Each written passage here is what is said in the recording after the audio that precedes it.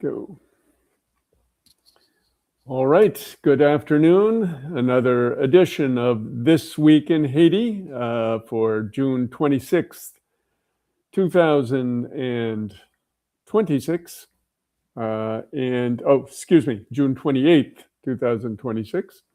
And we have a tumultuous week for Haiti. And I should say we are rejoined by our comrade and colleague, Henriot Dorcent, longtime Haitian activist and analyst. He used to be a member of the National Popular Assembly, the APN, back when I met him 40 years ago now in Haiti, shortly after the fall of the Duvalier dictatorship. And we have been working on and off together over the years. He is a contributor often to Haiti Liberté.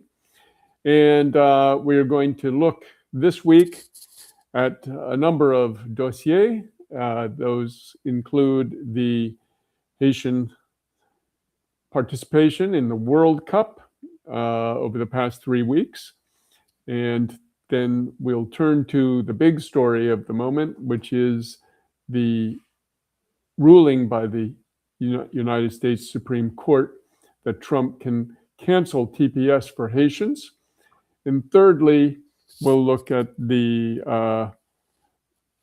visit of Antonio Guterres to Haiti, as well as the earthquake in Venezuela, Haiti having been the last major earthquake of that proportion, of that destruction, some 16 years ago now, in 2010. But now Caracas, like Port-au-Prince before it, has been hit by a close to 7.5 earthquake, and many thousands are dead, and they're still pulling people out of the rubble. So we'll talk about all three of those with Henriot, and we're sorry that the last discussion, some of you may have seen it online with Restream, but it did not record to the YouTube channel, and we trust it is now. I did a test before. It seems to be working. So, Henriot, better luck to us this time. Tell us a little bit about your analysis of the World Cup's role in. We'll start on the good news before going into all the bad stuff. The World Cup's role in the Haitian moment right now, the first time in 52 years that Haiti was part of the World Cup. Tell us a little bit about those matches and the effect they had. Thank you, Kim, for having me with you this afternoon on This Week in Haiti, of the Haiti Liberté podcast. It's a pleasure always to be with this great team and to help the viewers and listeners understand what's going on in Haiti and in the US and in Venezuela, etc. Kim, 52 years ago, we were on the World Cup, and the first match was against Italy, and the goalkeeper went through the whole qualification matches without conceding one goal, clean sheet. And the first match they play Haiti, we score first, and we were the first team to score against Dinozoff, the Italian goalkeeper. So that was a record, and the whole world was shocked that Mano Sano at that time can score against Dinozoff, what most of the best player could not do. The Rivelinos, the Mario Kempes, all the superstars, the Johan Cruyff and from Netherlands, the Paul Breitner from Germany, they all couldn't score against Dinozoff. And Mano Sano came and break that record, and that was a big one. And 52 years later, we participate in the World Cup, but the satisfaction is to be qualified alone. And there's a symbolic aspect of it. We qualified on November 18. Right. The date our ancestor beat the French army in Haiti to proclaim independence of Haiti and put an end to slavery. And that's the start of the end of slavery all over the continent and all over the world. Mm-hmm. So November 18 is a symbolic thing for us. And 2 days before the World Cup, FIFA said we cannot have that on our jersey.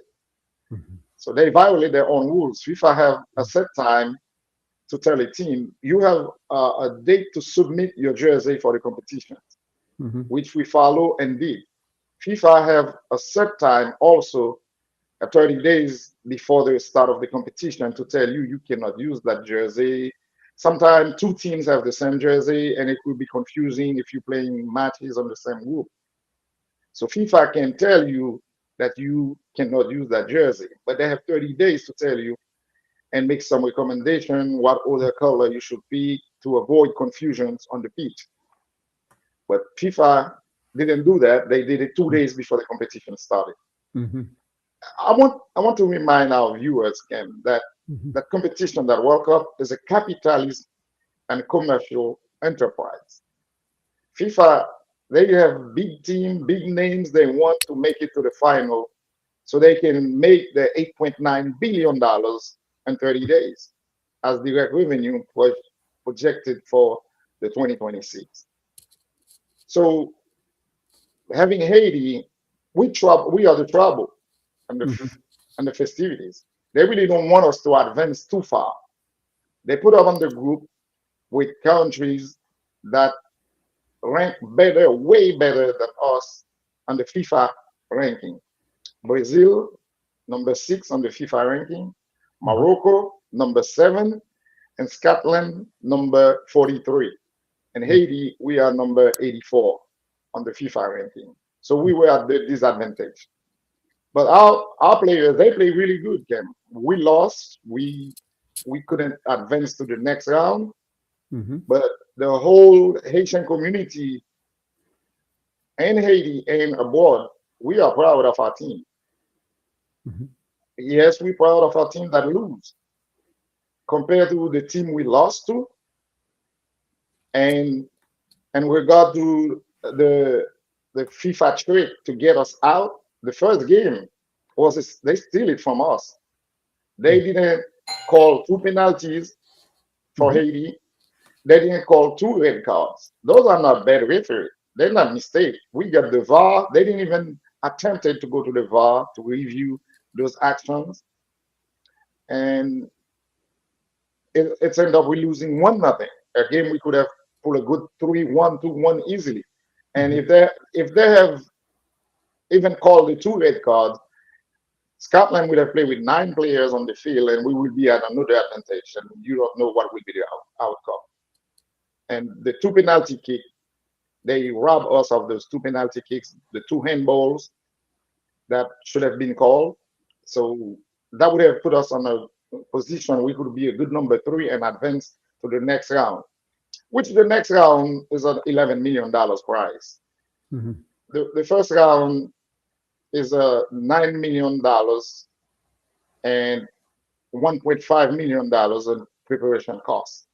So, which is not too much from the next round, but again, we would like to advance to the next round. And if we're gonna lose it, we'd rather lose it fairly. Mm-hmm. We don't like to get robbed. And again, that reminds us that everything we gonna win, we have to fight very hard to win it. They Mm-hmm. will never hand it over to us like they did to Scotland. But Scotland did not even advance to anyway. But the game against Morocco was the best game, where we Mm-hmm. scored 2 of the most beautiful goals of the tournament. Mm-hmm. And the whole world was watching the robbery with the referee, bad calls. Mm-hmm. The whole world's complain about it. And the Mm-hmm. whole world applauds when our players score one of the, I'm telling you, 2 of the most beautiful goals so far on the tournament. Yeah. Yeah. So we hope that it will not take another 52 years to make it back. Yeah. And we hope that some lessons are learned. Our players are not playing together in the national competitions. they're playing abroad, and at home we don't even have a league now going on because nearby they don't have any competitions. Saint Mark, Gonaïve, Cap Haitian probably have their own little departmental competitions going on, but there is no national competitions going on like it used to be. All 10 departments have most of the commune have their own team, and from there, playing together, playing against each other, you can build a national team to compete at that level. Mm-hmm. And our qualification too came. We didn't play any game at home because all our home games were played in Curacao. Mm-hmm. So we didn't have our own public support. Mm-hmm. Yeah. So yeah, just to tell you how hard it was to win that qualification on that November 18 Right. Right. to make it. So let's hope that we don't have to go another 52 years for that. But again, remember, FIFA rather have Cristiano Ronaldo in the final where they can sell the ticket $100,000, or Lionel Messi, or Mbappe, Yeah. or Vinicius, or Neymar, those big Right. names, because it's a commercial enterprise. Right. So they rather that will help them make more money. Right. Kim, I'm telling you, if you have a final in New York on July 11 between Argentina and Portugal, you will pay a hot dog $250 in the stadium. Mm-hmm. Mm-hmm. I guarantee you the ticket will drop to $40,000-$50,000 to get in. Mm-hmm. Because watching Cristiano Ronaldo and Lionel Messi in a final World Cup would have been something everybody will love to see. Yep. And it will be very pricey. So small team like Haiti, Curacao, Panama, and some African teams, look what happened to Iran. They take a goal away from them that will qualify them for the next round. Mm-hmm. They take 5 minutes to review it on the VAR and call it an offside when there was no offside. The whole world seen it. It's what we call sport terrorism at that point. Mm-hmm. You know, the injustice going on in this FIFA World Cup against small nations like Haiti, like Iran, and some of the African teams. It is obvious. And another participation of Haiti in the World Cup will discredit FIFA if they keep doing that, just like Haiti situation discredited the UN all over the world. Yeah. Well, after all, they gave Trump a prize, right? I mean, that's yet another mark against them. And again, Ken, to close on that chapter, we faced Brazil, and Brazil have a $4.9 billion national budget for sport. Mm-hmm. Maroc has 60 billions, 430 millions dirhams. Mm-hmm. When you convert the dirhams to US dollars, that's $6.295 billion mm-hmm. for their national budget for sport. Mm-hmm. I understand they raise it up to that level because they expect to organize the next World Cup in 2030. Mm-hmm. So they're going to invest in infrastructure, but a lot of money go to their national team also. If you look at Scotland spent 40 million sterling money, which is equivalent to 50 million US dollars. Yeah. On the national on the sport, on the budget, national budget for sport. Haiti, 528 million good, which is $4 million US dollars. Right. For national sport, not for soccer only. Yeah. For national budget. And I can tell you that 80% of that budget, the 528 million goods, is paying staff. Mm-hmm. It's not for equipment, for training, for building stadium, for infrastructure. None of that. Mm-hmm. Remember, Laurent Lamotte should build 25 stadiums with the Petrocaribe funds, but there is not one in Haiti. Right. Olivier Martelly was Secretary of State for Sport Infrastructure. There is nothing to show for the budget. So 528 million goods, which is $4 million US dollars in Haiti, it's for paying the staff at the Minister of Sport and Civic Engagement.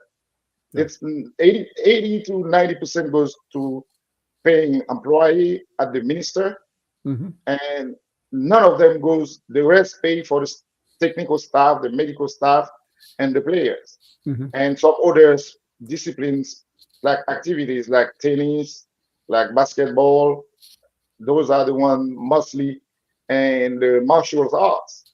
So Yeah. there is really no money invest in the team for what we did with the money allowed to the national team. It is a miracle. We are like champions. Mm. Yes, we didn't make it to the next round.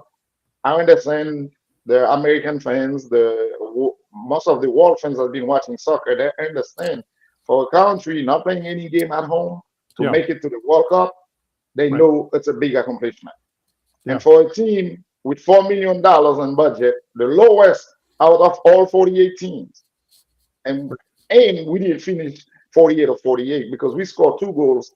Some Right. team like New Zealand with $1 million invest in sport, they didn't Right. score 1 goal.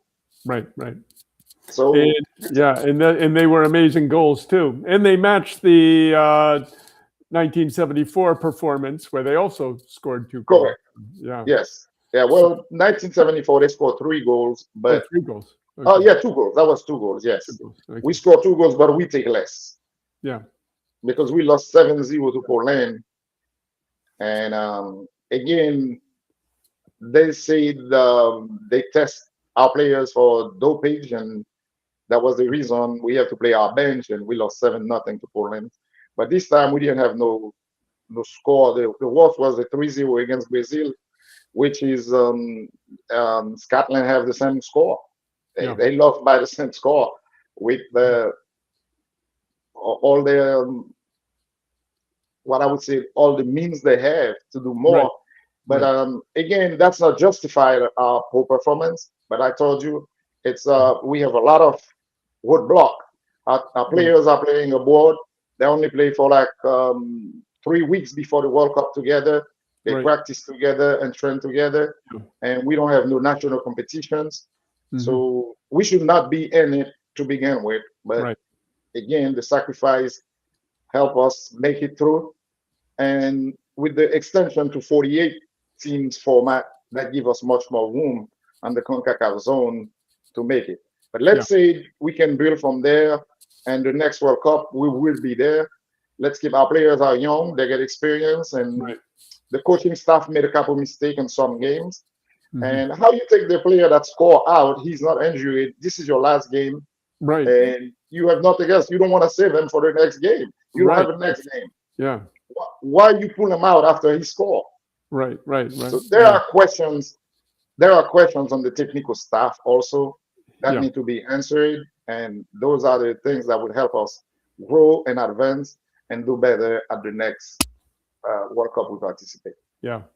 Well, it was quite phenomenal to be in Little Haiti here in uh, Brooklyn to see the excitement and the complete desertion of all the streets on the day of the match.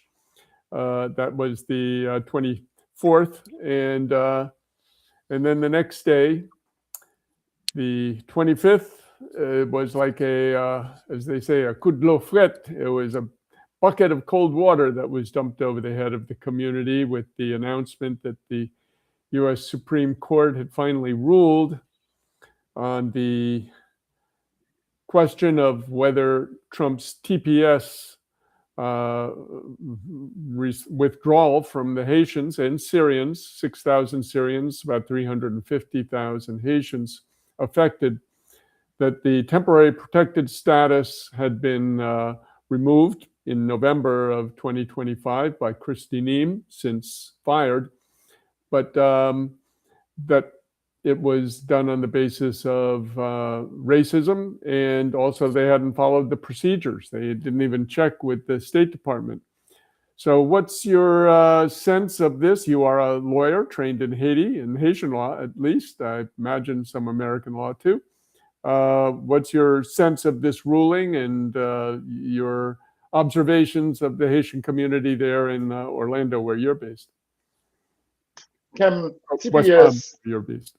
yes, TPS is awarded to a nation based on humanitarian crisis Mhm. going on there. Yeah. So there is a history when Mitch hit Salvador in the 1990s.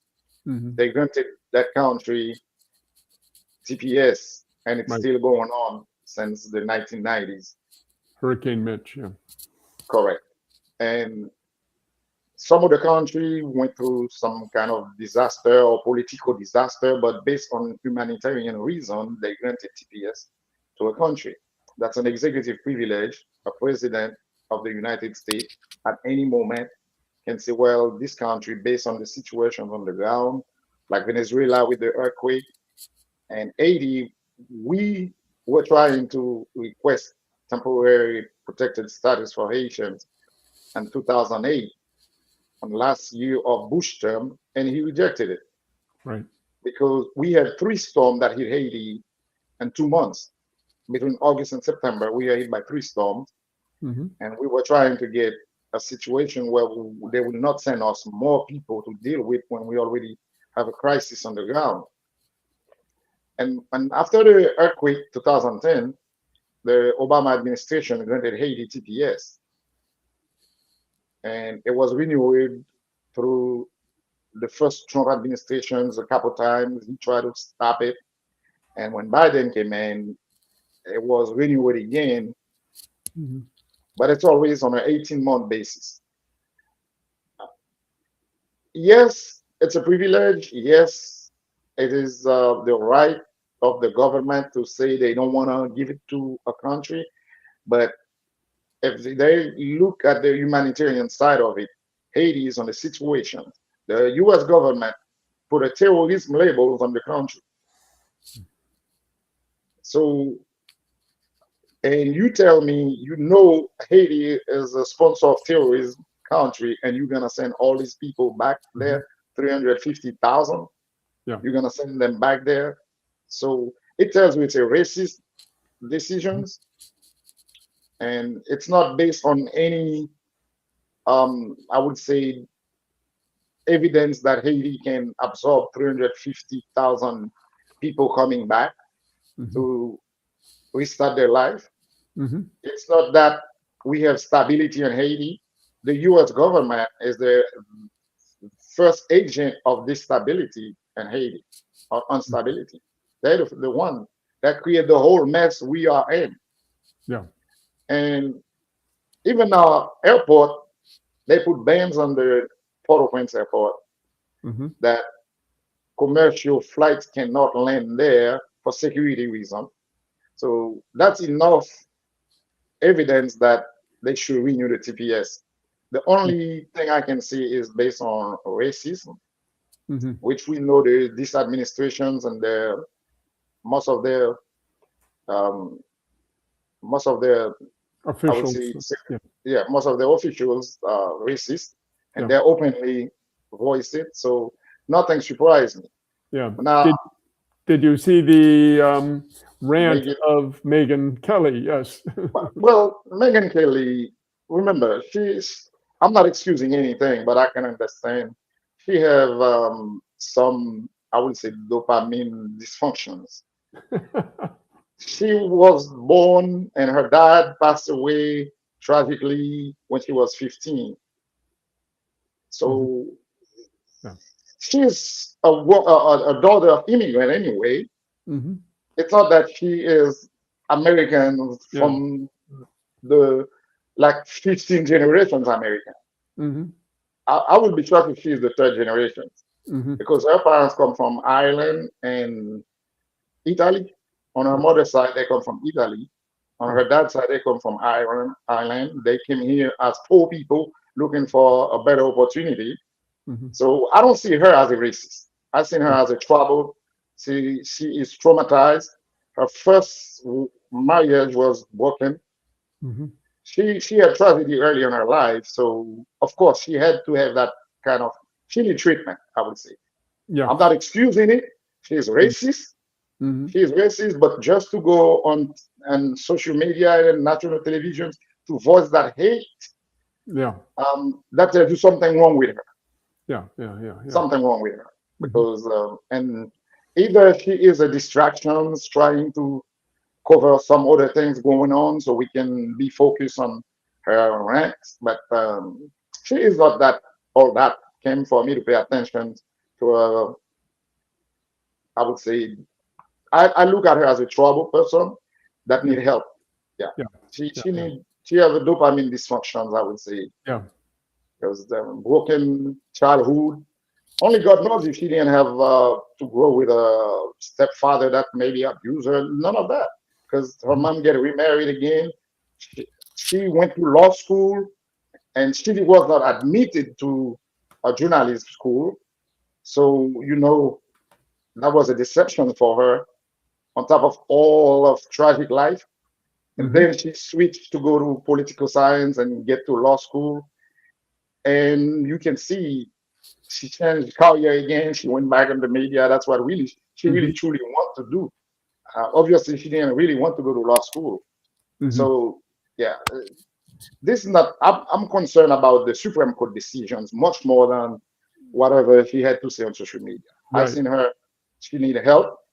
She is a trouble person that I will not pay too much attention to her. But except that, I would like to see the Haitian Lawyer Association. They they have a note out there. They protest against the decisions of the Supreme Court and against her rant also. And now we're waiting on the network of Haitian elected Haitians official. Mhm. I don't know. I don't know where they stand, and I haven't read Yeah. anything. I've been busy the whole week with Yeah. some other things. So Well, yeah, I don't think there's much they can do at this point. It looks like it's pretty much a done deal because Congress is not going to change the law or make any new law, it being totally dominated by the Republicans, who are all sycophants of Trump, more or less.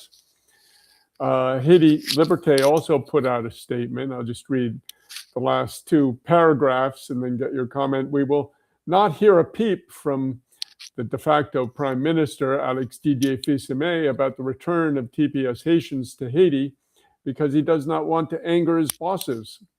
In the short term, the deportations will cause great pain because they will cut off the billions of dollars in remittances that the 350,000 Haitians used to send home.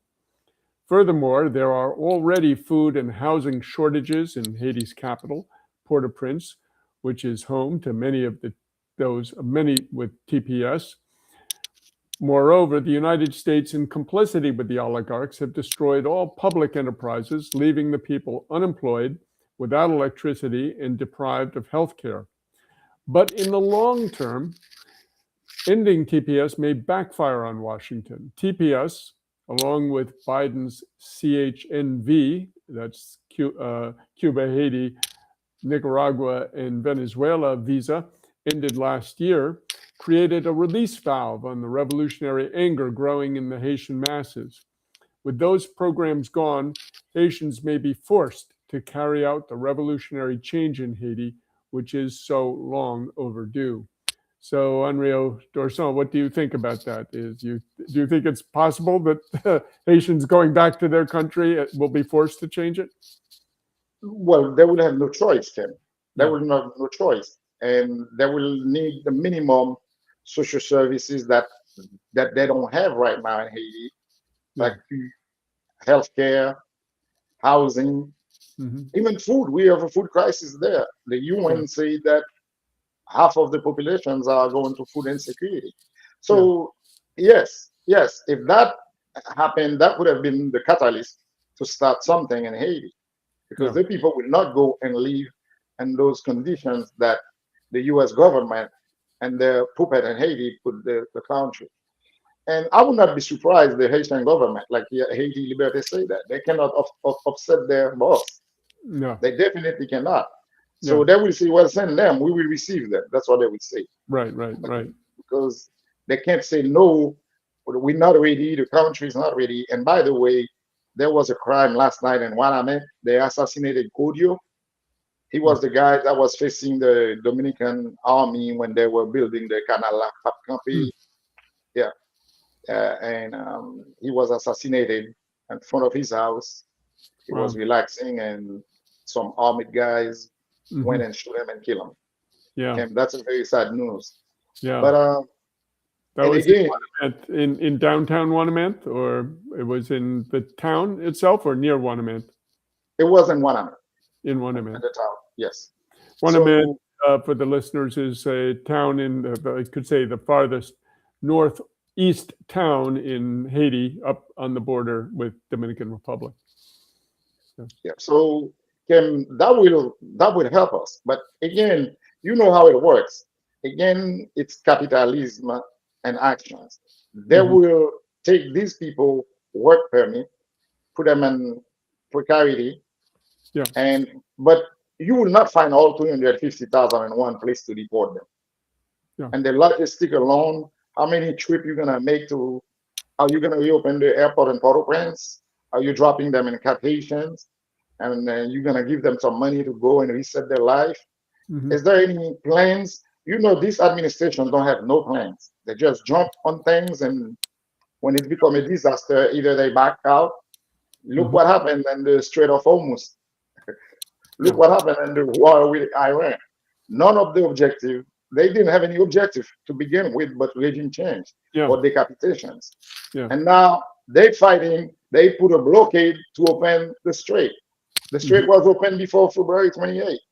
Yeah. So this is an administration that go by improvisations. They Right. don't go by set policies. They go by racism, hmm by exploitation, and that's all. That's hmm all they do. Yeah. Look at the Trump tariff, what it costs to the economy. Yeah. So everything these guys do is a disaster. Yeah. And And so, yeah, and now they're faced with um, growing anger in the Haitian population, who are watching what's happening in Venezuela and Cuba as well, as both of those countries come under attack.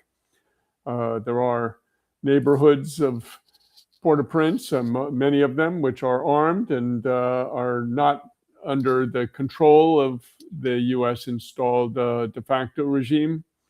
Um, so we saw the Secretary General of the United Nations on the 16th of June visiting Port-au-Prince, meeting with his staff there, meeting with the de facto prime minister, and also with a thing called the Gang Suppression Force, which is the group of mercenaries, basically from Chad, Guatemala, and El Salvador at this point, about 1,000 of them, which have been put in place by Marco Rubio. And it is not a UN peacekeeping force. The Security Council did not deploy it, but it is blessed by the UN Security Council, although Russia and China denounced that and did not approve. They did not use their veto, but they abstained. This force, which is deploying along with the Eric Prince mercenaries called Vectis Global, have been waging a terrible war on the people down there. In any case, the gang suppression force is supposed to be supported in large part by the UN peacekeeping budget. This was a move that Marco Rubio did back in September of last year to basically pay for 5,500 troops. They only have 1,000 there now, but it turns out the UN is about to go bankrupt. What's your sense of, what's your predictions for this particular intervention being any more successful than its predecessor, the Multinational Security Support Mission, which was rolled out by Anthony Blinken? Kim, this thousand force suppression gang is part of the neo-colonialist policy Mm-hmm. applying in Haiti. So they they know the Haitian National Police is not enough to contain the anger of the Haitian populations. Mm-hmm. So they need to have some boots on the ground that can help in case there's an uprising. And that's all they are there for. They're not there for anything, for any security.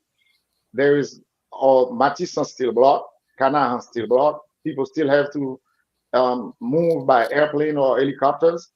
If you don't pay to fly, you can't leave Port-au-Prince to go to Ocap. Public transportation is costly because they have to pay tolls at different points from Port-au-Prince to all the way to before Gonaïve on the north side of it. So, and it's dangerous. You still can pay the toll and you still be a victim.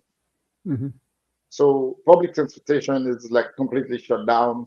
There's no connections between the department. The 1,000 force is not.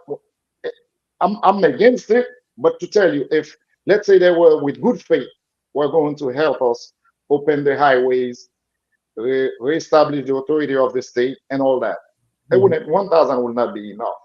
So we know, on top of the mercenaries, they send more of them to go kill the people on the popular zone like Cité Soleil, Village de Dieu, Solino, everywhere the masses are living, they're not displaced. They're gonna keep sending drones and kill them. They're going to be there for, I'm not gonna say ethnic cleansing, but to clean the masses. And in many cases, it's armored cars going and gunning down people, just from gun turrets of those cars. It looks an awful lot like Gaza. Yes. That's why I say I would not call it ethnic cleansing, but they cleaning the masses. They cleaning the ghettos, like the guys call them. But they really, the Haitian National Police Force cannot go to the zone and do the job, so they have to give them mercenaries, and they're using. Haiti is not at war. How are they using drones, kamikaze drones, to attack civilians' neighborhood? And the UN is blessing it. The United States government, they hide behind that Haiti is a sponsor of terrorism. So that's why they allow the use of drones. We know what Eric Prince is doing there. We know what Eric Prince said. He said they have to put their imperial boots on and hat. If a country can't govern themselves, they need to go and take over and govern them. And that's what he's doing in Haiti. It's neocolonialism at work. But like Kim, Haitian people, we are resilient. And one day there will be an uprising and we will put an end to it. We've been through it. We were there. We were under American direct occupations for 19 years. And the UN was in Haiti from 2004 to 2016 for 12 years. 17. And yes, that's 17 years. So, and again, that 1,000 forced suppression of gang, the mercenaries, they're not going to improve the situation for the masses in Haiti. For the workers, they're not. And they will be there to protect the rich people, their asset, the wealth, and that's what they always do, and that's what they're gonna keep doing. But one day the Haitian people will rise up, and you will see those mercenaries will be flying like they left Kabul in 2020, 2021. Or Saigon in the 1970s. Yes. They're gonna be catching the next flight to leave when the people rise up. And Haiti Liberté has published quite a few articles on the massacres these mercenaries are carried out. And there is an analysis, there are a number of analysts who say that, in fact, it is the mercenaries and the paid paramilitaries, that is, these are people paid by the government to massacre people they think are connected with the armed groups who are not under government control, that they are killing more people than the so-called gangs. And that, in fact, it is the only safe neighborhoods are those which are controlled by the armed groups, which are not controlled by the government. So it's a very bad situation for people. And I think now when you have 350,000 more coming in, not bringing their money, but or sending their money. They're just having to come and find a way to survive. Yeah, that's a real recipe for explosion. And again, the capitalists, they always like to disrupt the masses. Yeah. Haitian people, we are workers in the US. We go to work every day to make our living. Yeah. And then I don't know what, like I said, the lady, she has some trauma, so I'm not gonna go on there. But the Supreme Court to allow Trump to cancel TPS for Haiti, I think, and justice was not served. Yeah. And you speak about Haitian resilience. As we know, 15 years ago, there was the 16 years ago, there was massive earthquake, 7.0 earthquake in Port-au-Prince, which decimated much of the capital. And we saw last week, or this past week, a similar or pair of earthquakes leveled much of Caracas. Can you talk a little bit about that, Henriot? The situation in Venezuela is critical, and it's capitalism disaster. Mm-hmm.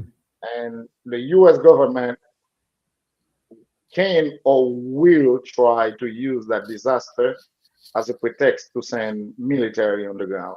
Yes, Marco Rubio this morning, the New York Times has in one of their lead articles has said that the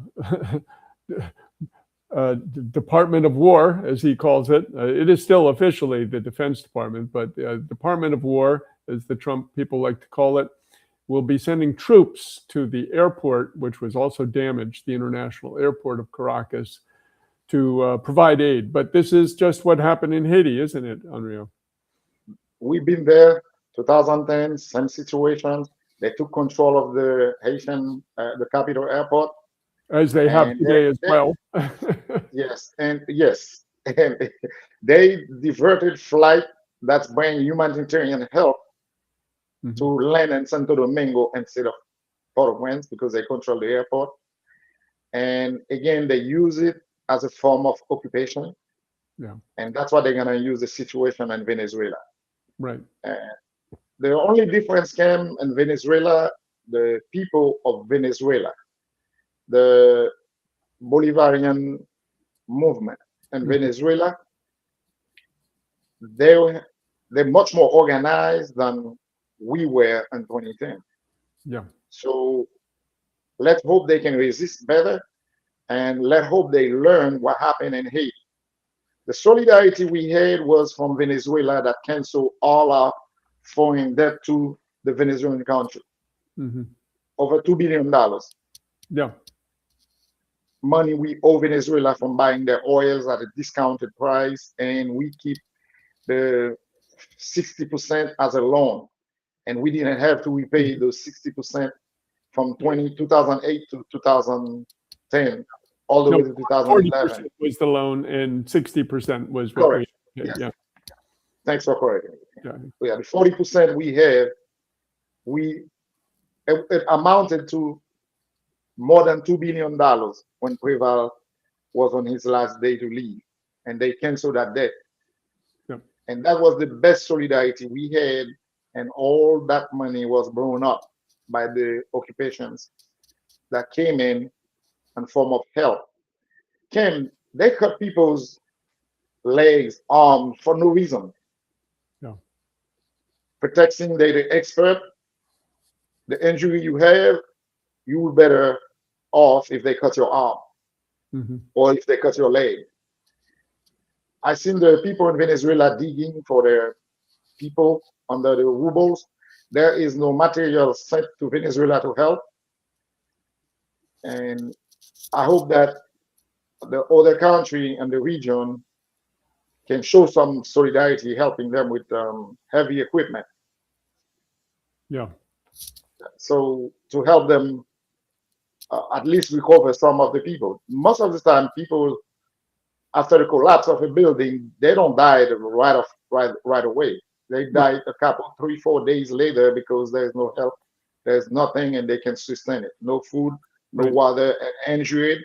At that point, you pass out. You will pass away. But I hope that Venezuela get that also.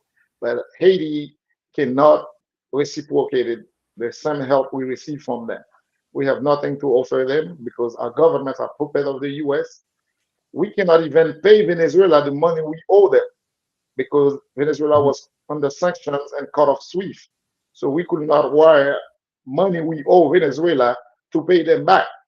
So you know that there is no way that we will be able to help. But the Right. sad thing about that That's, situation, Ken, that's what's they, part of just for the listeners. That's part of what wrecked the Petro-Caribe arrangement between Haiti and Venezuela,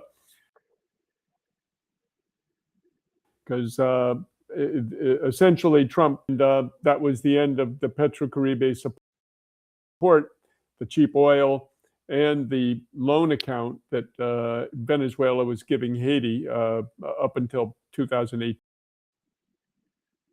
correct. And Kim, Yeah. Kim, the sad thing Sorry, about it Andre, I today, just wanted. yes, the yeah, and I like that you remind the people what was the Petrocaribe and all that. Kim, the U.S. government sell they sold Venezuela oil. The last transaction, official transaction, was for $3.7 billion Mhm. of Venezuelan money, whole on under control of the U.S. government. Mhm. Guess what? They make an announcement. They're gonna send them $150 million Mhm. for disaster recovery. Wow, That's unbelievable. Yeah, that's unbelievable. yeah, And that's when your government start becoming a puppet of the yeah, U.S. And that's when you start losing your sovereignty. yeah. That's The a little Venezuelan bit. oil sold on the last foreign transaction I seen. I'm not sure if it was those numbers was for April or May, but they were the last one available. The last oil sales by Venezuela was for $3.7 billion US dollars.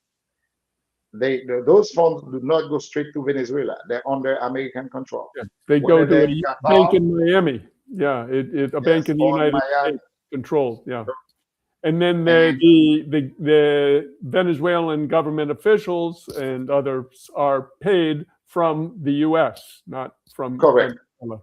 Yeah. correct. And then they refuse to pay for Maduro's lawyer because they say that's state money, not Maduro's money. He got to pay with his own personal money.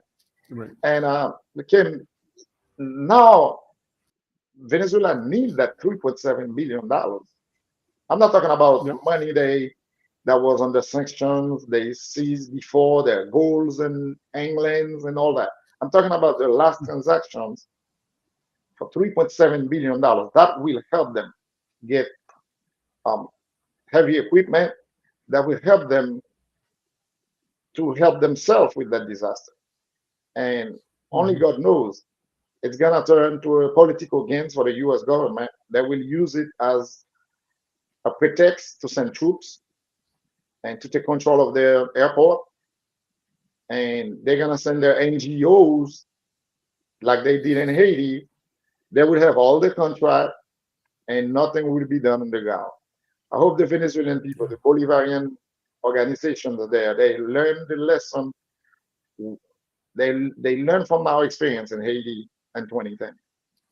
Because Well, Bertani Dupont, a director at Haiti Liberté, wrote essentially an open letter to Delcy Rodriguez, the acting president in Venezuela, warning her, saying, "Look, this is what you're doing is what Aristide tried to do, but he ended up capitulating completely to the U.S. by trying to somehow use marronage, as we say in Haiti, mhm, which is, I'm not sure how you can translate it into English, but it means some sort of bluffing where you pretend you're doing one thing, but you kind of going along. But now we see Aristide is the eminence grise of the current puppet government of Alex Didier Fils-Aimé. And so all those maneuverings, those what they used to call jouet intelligence games that Aristide used to play, accomplished nothing. And it seems to be the same thing for Delcy. What do you think? It would be the exact same thing. We call it percelu retuvienne. It started with Matinga. Yeah, It's right. another form of Right, yeah. opportunism. It is Yeah, opportunism. yeah. You trying to play cat and mouse with the imperialist power, you're gonna be the victim. They're gonna take you nowhere. Yeah. And it's like you don't want to capitulate today. You bluffing the masses, like you pretend you're fighting, but in fact, officially you sign everything and you give everything away they're asking you for, and Yeah. sometimes more than what they ask you for. And it's In fact, you're discouraging, confusing, and demobilizing the correct, masses. correct. And that will be the end because the Yeah. masses thought they were fighting, they were supporting you to fight, to keep the fight going, and then you selling it Yeah. under the table. And by the time Yeah. they realize that there will be a lot of resentment and you can destroy the whole movement. And that's exactly what happened in Haiti. We always have to restart Yeah. it over because of the betrayal of our official, the people we thought our leaders that will take us in the right direction. We were fighting the wrong fight. All the time, Yeah. the masses were on the street and they were signing the Paris Accord. All the time, the people in Haiti was struggling to bring Haiti back. Yeah. And the Haiti government was signing with the Fond Monetaire International, the World Bank. They were Yeah. signing for privatizations, for the adjustment, the structural adjustment and Yeah. privatization of the economy and all that. I remember at the beginning when Lavalas first came in, they used to say, we'd rather die standing up than live on our Correct. knees. But in the end, they end up living on their Yes. knees. And then that's And that seems to be the way Delcy is going now. Haiti 2.0 in Venezuela. That's why I Yeah. say Yeah. Haiti Yeah. is a laboratory for them. They experimented there Yeah. and they're going to try it in Venezuela. And Yeah. let's see, Try it in Cuba too, but Cuba, I think, is going to be a a different different ballgame. a different A different ballgame. different Yes, situation. because Yeah. the Cuba, the people are in power. And the military in Cuba are revolutionary. They're not a bunch Mhm. of, I would say, bureaucrat, technocrat that Mhm. that hit Mhm. the rank and become generals and all that. And they rather negotiate than fight. Cuba is ready to fight. Yeah. Yes, the U.S. can invade Cuba tonight. They can destroy Cuba, but they're not gonna get out.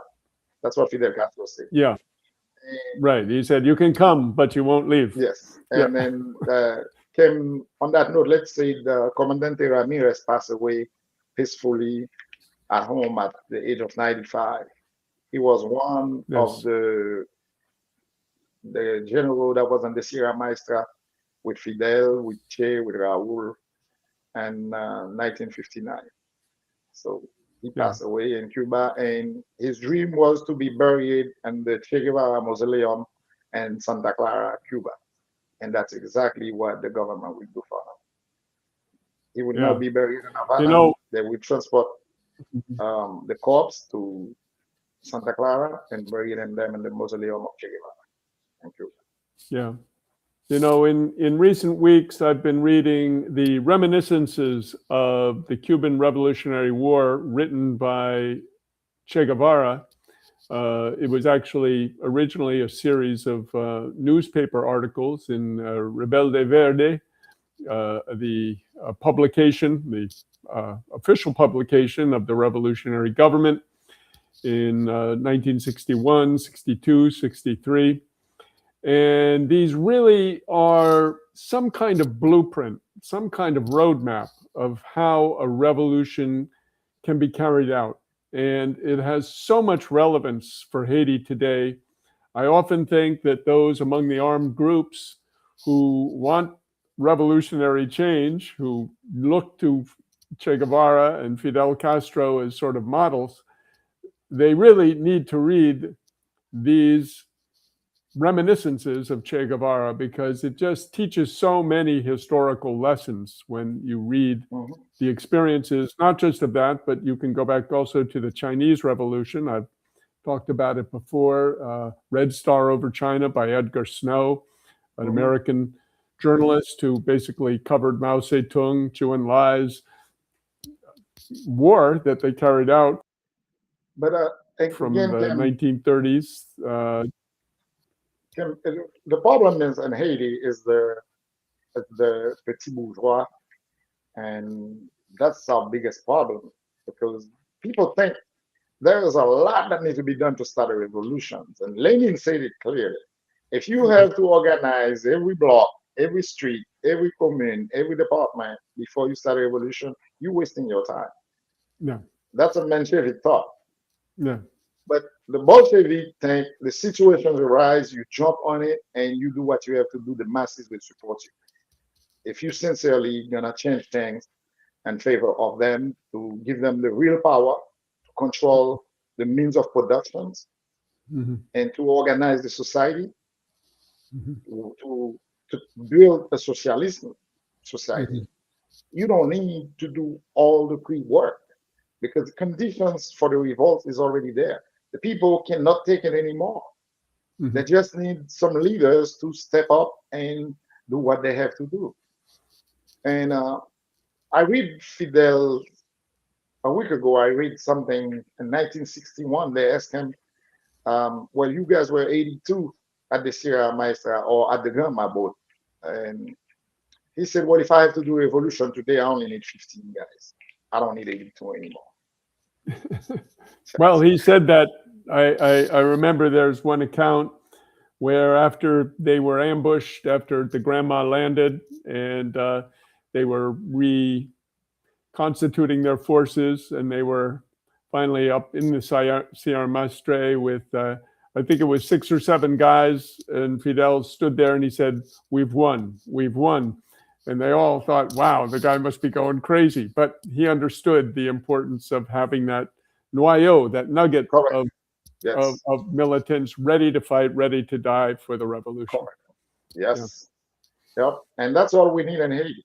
That's all we need. And too often our guys looking for jobs and they like protocol. They like to have a name. Yeah. They think I heard people that are consultant to the CPT.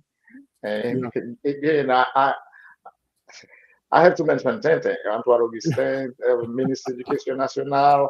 Yeah. And, a guy that you can count on him to do something and to start something. But he Antoine ended up working. Augustin, to explain for listeners, was a member with Henriot of the National Popular Assembly.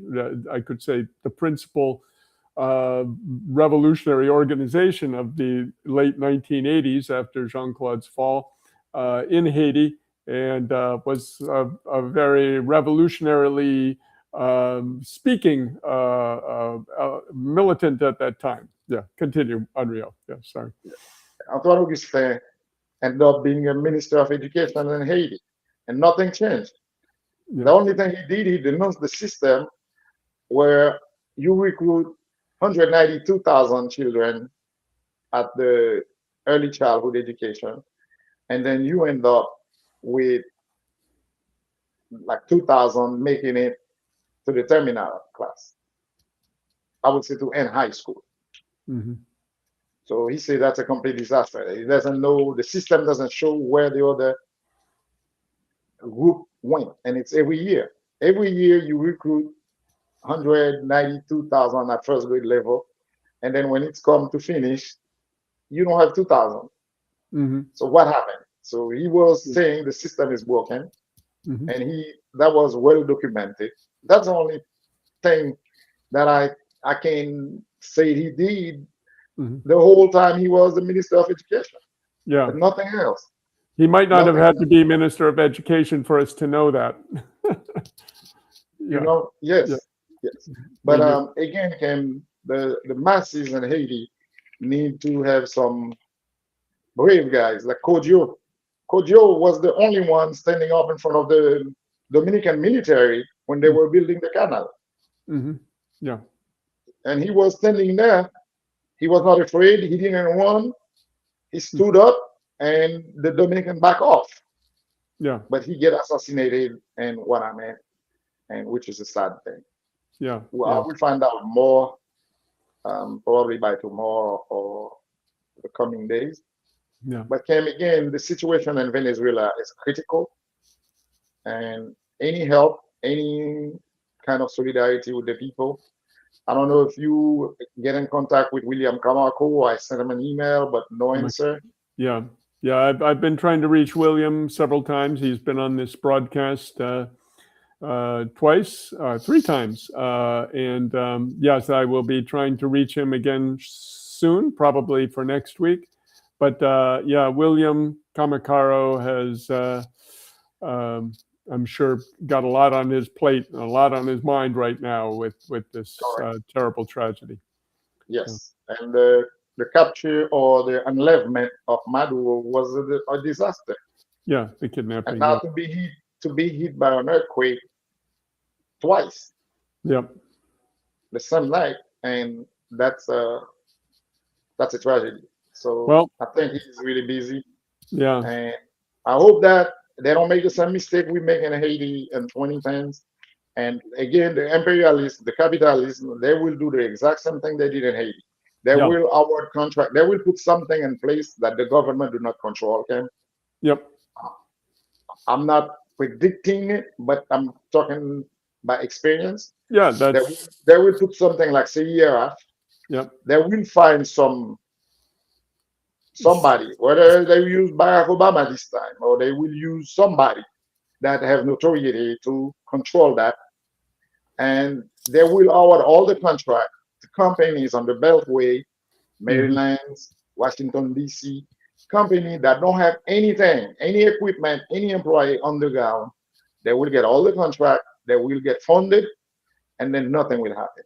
Yeah, Venezuela will be left. CIRH that Henriot is referring to is the Interim Commission for the Rebuilding, or I mean, the acronym changed a few times, of Haiti. And this was headed, in fact, it was practically running Haiti for about a year and a half by Bill Clinton with Proval's former Prime Minister, Jean-Max Bellerive.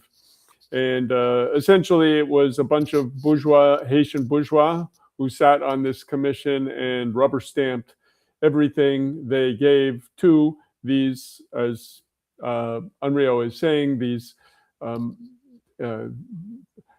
military industrial appendages like Chemonics or Kellogg Brown and Root, KBR, etc., contracts to go in and get money. And it was just a big money making operation. So they're going to Corporation. Yeah. Remember, Albright Corporation have contract to recycle the metal from those houses they destroyed. Right. Exactly. They didn't have one employee in Haiti. Yeah. And the guys they used to get that contract, they didn't pay him, so he ended up making it like he ended up being a whistleblower to denounce that. And they don't have 1,000 wheelbarrow in Haiti, and they were the one collecting those metal from those constructions to recycle them. How is that possible? Yeah. And then, of course, there are the so-called humanitarian NGOs like the Red Cross, which famously, this wasn't some radical... 5 houses with $500 million. Yeah, $6 houses in Haiti. $500 million, they built 6 houses. So, and this was done by ProPublica, I think, and NPR. I mean, pretty mainstream. The 6 houses came, they were not 3-bedroom, 2-bathroom. They were not 2 bedrooms. They were 1-bedroom houses. Yeah, they were.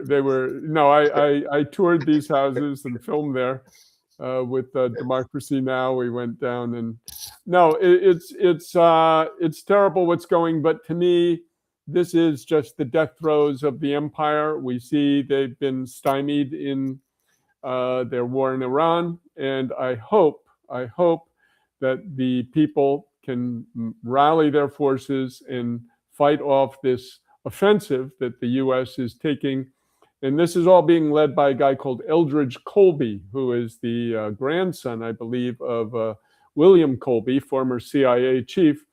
But his notion is essentially that the U.S. has to, he's the father, I could say, the intellectual author of the Donroe Doctrine, which says that the U.S. has to completely control the Western Hemisphere. And that means eliminate Venezuela, eliminate Cuba to start, and then they'll go after Nicaragua, Mexico, Colombia, whoever, even Brazil, whoever is in the way. So, yeah, we got a big battle ahead of us. Yes. But hopefully Haiti will play the role it's played in 1804, in 1990, and showing the way forward. Correct. And we hope that, and let's see if they're gonna really send the people back home, Cam, or if they will disrupt their life here, and so they can, because even the Haitian government can, they're gonna be missing a lot on those remittances. When Yeah. you get 350,000 people can't send any money to Haiti, that's a lot. And I'm telling you, the TPS people are the one that send most of the money. Well, and remittances are the main foreign revenue source for Haiti, but over any $4 billion export, in a year. anything. Yeah. Yeah. 3 to $4 4 billion billion. in a Yeah. year. Mhm. Yes. So there's no foreign aid, there's no assistance, no No nothing that's exports. helped Haiti. Yeah. No. Yeah. So let's see and what we can do to help our brothers in Venezuela can, Yep. and whatever form we can do. And at an individual level, I have a couple friends there that need to be relocated. And a couple of our friends here, we send them some money. They give us the way. They even have people they can tell you to sell in America, and the people would send them the money. Yeah. So Okay. whatever you can do, we do that on the individual Yeah. basis because we couldn't contact Camargo, and there is no other political forces in there that we have any connection with. We see what can be done. But I think Yeah. Haiti Liberty, we can start something. Yeah. We're not gonna be an NGO collecting money to do charities, things like that. But we can connect But people. Yeah. correct. We can Yeah. connect No, people. yeah, we have contact. I mean, Haiti Liberté was invited last year to a conference, the Voices of the South conference, which we participated in last July. It was almost a year ago exactly. And we have many contacts there. I've been in touch with them. They all are okay. Some of them got a little hurt, but they're all right. But we definitely can act as a bridge to help support our Venezuelan comrades. So people can contact Haiti Liberté, editor at haitiliberté.com. And you can, send a message. You can find me or Henriot, but that will go directly to the inbox of our director, Bertoni Dupont, and he will delegate it in the way necessary. So, yeah, we have a lot of solidarity to carry out, not just with Venezuela and also Cuba. We have to keep fighting. There will be a big demonstration on the 27th of July in New York. We hope everybody comes out for that to say no to foreign intervention in Haiti, U.S. intervention, and of course, intervention in Cuba. And in Haiti, of course, we will continue to fight the foreign intervention in the form of these mercenary forces. Check out the article this week that I did on Antonio Guterres' visit. Is there no money, no UN money to support the gang suppression force? The UN is going bankrupt, and yet they're supposed to be the ones coming to support this force. We'll see how that works. I don't think it will work out well. And I remember one time, it was the secretary of OEA that went to Haiti, and Marco Rubio was telling him, if OEA cannot solve the situation in Haiti, we don't need OEA. Yeah. Or OAS, whatever you call it, Organization of the American States. Yeah, OAS, so, yeah. Ramden, Albert Ramden. Correct. Yeah. Yes, but he was pressuring them to see if they can fund the occupation force in Haiti. Yeah. But nobody in Latin America has that kind of money to finance American policies overseas. Yeah. It's not a Latin American project. It's not the OAS project, and the OAS is another puppet organization of the U.S. government. Yes, as the Cubans call it, the Washington's Ministry of Colonial Affairs. Yeah. Yes. So everybody knew it. So they're not going to finance anything in Haiti that is a U.S. policy. So the U.S. has to come up with their own money to finance their own destabilization and neocolonialism in Haiti. They're not going to pay for it. Brazil will not pay for it. They got Brazil in the first time in 2004, but they will not get them again. So and that's exactly what the Russians and the Chinese told the Americans during that UN Security Council meeting on September 30th, 2025. And they said, listen, you said you were going to pay for the MSS. You didn't. And now you want to try it again. You're trying to make all the 193 members of the UN pay for this gang suppression force. And now the UN's not paying its dues. This is the essence of the article I wrote this past week. The UN owes $4.5 billion to the UN. They're not paying it. And yet they want the UN to pay for the gang suppression force. The UN is saying we are going to close our doors. We're going to go out of business in July or August. So this is the situation right now. Yes, Ken. So the empire's collapse is going to be quite a show. Yes, Better than the 250th fireworks on the 4th of July. And it's going to happen quick, because right now you see the situation in the Middle East. The only reason they call for a ceasefire because they run out of munitions. And they completely blocked. Iran held all the cards. And they already depleted their reserve in Iraq, and all their allies, the NATO allies, already depleted their reserve in Iraq. So they can't sustain another 40 days war with Iran that run out of that have unlimited supply. So they produce 80 missile Tomahawks in a year. They shoot 140 in 40 days. Yeah. And it's gonna take them until 2028 to rebuild that start. And the interceptors, THAAD interceptors, they run out of them, and they're not gonna produce any before 2030. And they weren't very effective anyway, and they cost an arm and a leg. The Patriot Pack 3, they run out of interceptors, and the material, the minerals to build them China put a ban on it. Yeah. And they won't even get it. And it takes 10 years to build infrastructure to do it on your own. Mm-hmm. All the refinery was done in China for cheap labor. And now if they want to go and Henriot, I just lost you. Henriot, are you there? Well, we'll wait for Henriot to come back. I think we've lost him briefly. We trust he will figure his phone out. I think he just ran out of battery charge. But we've been speaking with Henriot Dorcent in West Palm Beach, again, a long-time Haitian analyst and activist. And, well, he may not be back right away. I'm looking to see if he's going to come back on. Stand by. Let me just see what we've got here.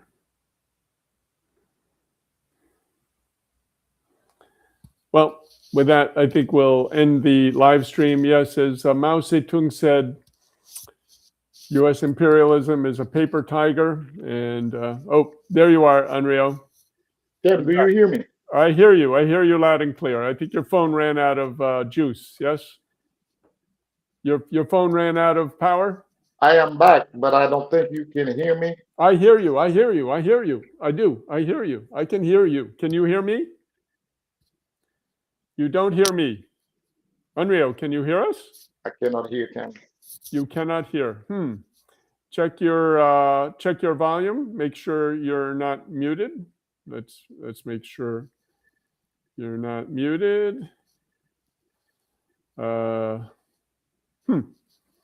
not sure what it could be. You can't hear me. Well, in any case, you can speak. You can speak. We can hear you. Speak. You can speak. I can talk, but I'm not sure if you hear me. And again, I can't hear you. Okay. So anyway, it was a pleasure to be with you, Ken. Okay. And we'll try to do this again shortly. We will see what's going on next week, and I will let you, whatever I find out on the assassination of Claudio and Waname, yes, I will let you know. Okay. And, thank you. We will follow the situation in Venezuela and in Cuba also, and in Haiti. Yeah. But again, the only reason for the Supreme Court to allow Trump to cancel the TPS for Haiti is racism, and there is no other ground for that because Haiti is in an humanitarian situation, political instability. A president was assassinated. There was a judgment in Miami for a crime committed in Port-au-Prince, all orchestrated by the U.S. government. So, Kim, it's a pleasure to be with you, and this will not be the last time. Thank you, Henriot. Thank you very much, and we'll see you next time. Thank you. Okay.